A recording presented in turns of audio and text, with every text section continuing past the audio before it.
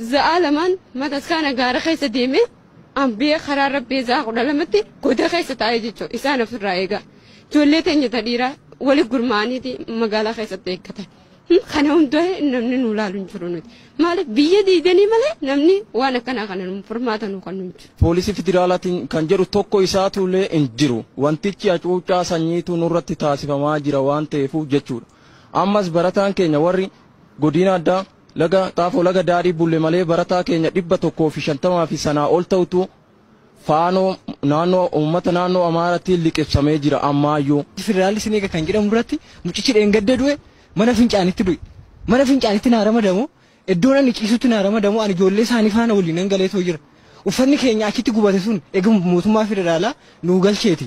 Maaliif cal jedhe gaafa uffanni keenya bahee gubate nuti immoo asirratti dararamnu kan maaliif cal jedhe. Achitti yuuduu isaanii waraana shanti beeti keessa waraana namni waraaname hin beekamu ilaama ni waraaname mana hakimaa geeffama. Ijoollee teenya biraa yaasan reef kamaaliin geessan xayyaaraan as fidan jechuudha. Ijoollee teenya jalaa hambisanii maaliif akka dhimmi kun dhokatuufi. Poolisiin federaalaa nuuf galu erga jennee booda immoo federaalli gaafa galu ba'aa jedhee liyyuu haayilii ajajee ture kan naannoo Amaaraa jechuudha. Gaafa kana nu ijoollee keenya dhiifnee hin deemnu ijoollee keenya eeggannaa yoo barbaaddan isin ba'aa jechuudhaan federaala doorsisan.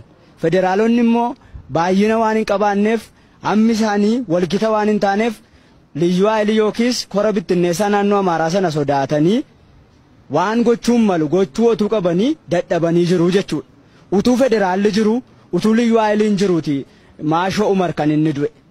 Eega federaalli galee eega utuu jarri sun lachanuutu jiranii Maashoo Umar waan du'eefi federaalli bu'aanuu buusuu hin dandeenye.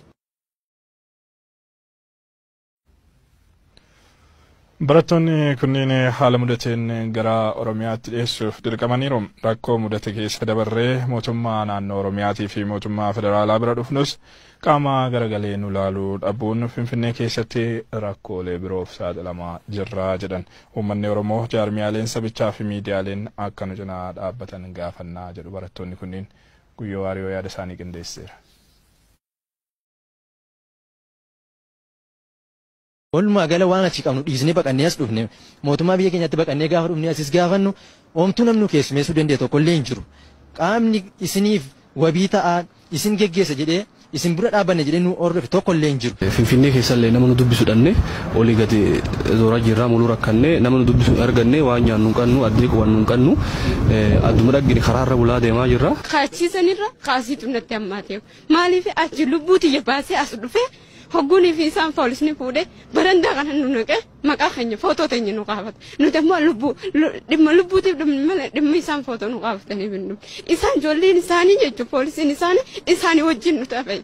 Ijoollee teenya akkasii shanti beetii keessatti nama meeqa mucaan wajjin oriinee jechuun kan isaan diddiran. Nu biraa fiigee isaan jala seenee ka diddiran mana hakamee jira. Kun hundi maaliif nu dhotte nuti dhimma Oromummaa qofa malee dhimma biraa takka iyyuu hin qabnu. Waajjira ODP seenne kun kan Kaasaawun Goofeetii fi awwaluu abdii nu dubbisanii turanii deemaa biyyi sun keessanii kan ilmaan